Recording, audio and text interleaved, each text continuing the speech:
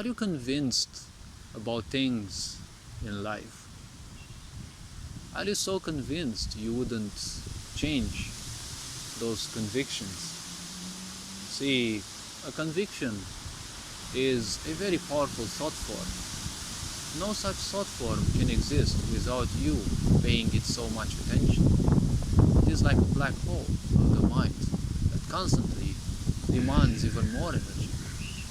Everything that we create is going to be physical. Thoughts are also a physical form, and the only way they can exist is to attract even more energy. The more energy we bump into them, the mind will want to rid itself of it, because the mind wants balance. A balanced mind will always seek to make all its thoughts become one with creation, therefore inexistent. In order to rid yourself of a thought, you need to think about it indiscriminately, so that you can remove in time all the mental, psychological, emotional attachments you may have built. See, a conviction is a thought form. A thought form that requires beliefs to function. A conviction is nothing else than a stronger belief. I call it a karmic belief. One's life is one's karma, wise minds say, because one's karma is basically everything they do in life. Whether you choose to fanatically agree to something, that is only a psychological aspect. If something makes you feel very good and numbs you away from your pains, obviously you will want to spend time into that. That is why people overdo things. Fanatical thinking is overdoing something. So there is definitely a set of pains that you or any other such people simply follow. Right? They are running away from. It is a trend in all living beings. All living beings unconsciously will seek to run away from pain. It is a survival instinct. Society pains all of us through ignorance and not being represented, right? Not being given the attention that we need. This causes pains, frustrations, and all sorts of misaccomplishments, delays of things that we would like to do. And all these frustrations pile up more and more. So people end up not having a shape, right? Shapeless beings, as I call them, because they don't have any boundaries. People who lack attention, they will desperately seek it, and they will even become people pleasers, right? Or shapeless people.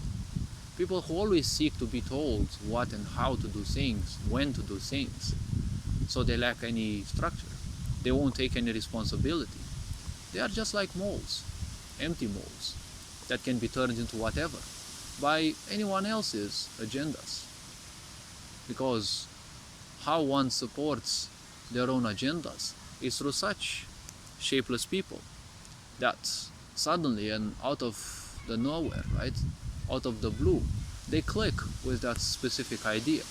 They don't know anything about the idea, but they suddenly click with it. It is the same thing as with, hateful people. They don't know you, but they hate you. If you're no longer alive, they will hate someone else. It's just hateful people.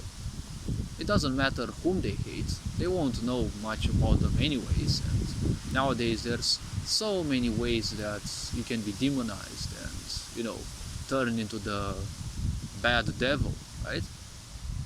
And it's easy to simply channel people's hatred. How? Why? Well, as I said, people have a lot of frustrations. People have a lot of ignorance.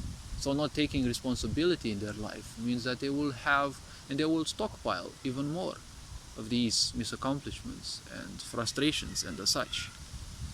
And they also have, the generational karma upon them, which makes all the things even more horrible, right? They stockpile more and more until one day when they will break. When they will break, ascension will start to, flourish.